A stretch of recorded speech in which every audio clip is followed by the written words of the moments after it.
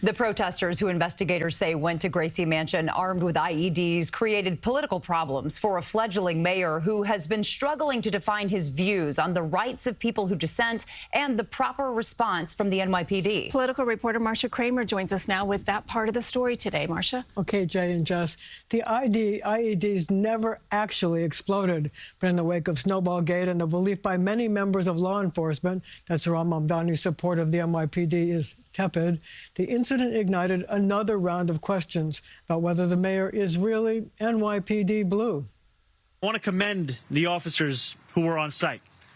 They faced a chaotic situation that very quickly could have become far more dangerous. Mayor Mamdani's first public comments about the protest at Gracie Mansion Saturday that led to the arrest of two men from Pennsylvania armed with IEDs was in many respects, some say, a calculated public relations performance to show support for an agency he has decried in the past.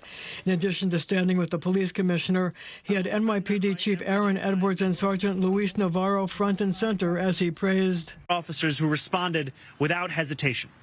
That is courage, that is selflessness, and I'm deeply grateful to both of them and to every member of the NYPD who works every single day to keep New Yorkers safe.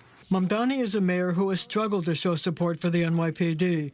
When officers were injured in a Washington Square snowball fight and several people were arrested, the mayor dismissed it as just snow day exuberance. He's also struggled with the rights of protesters, canceling an executive order signed by Mayor Adams that set up protest perimeters after an ugly confrontation outside the Park East Synagogue. Experts say he has more work to do to convince cops he cares. He has been mayor for more than 2 months now at this point. In those 2 months, what happened when police officers were attacked by snowballs? Nothing.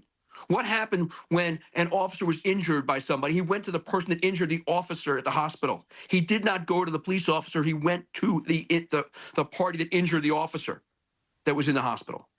He is not showing support for the police officers. It takes a long time to build trust, and it's very easy to destroy trust. So now he's rebuilding trust.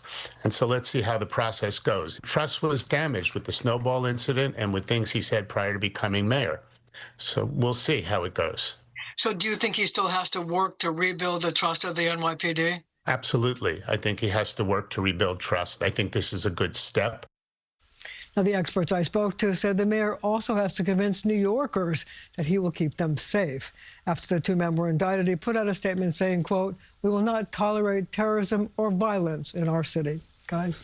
All right, Marcia, thank you. Thank you, Marcia. Yeah.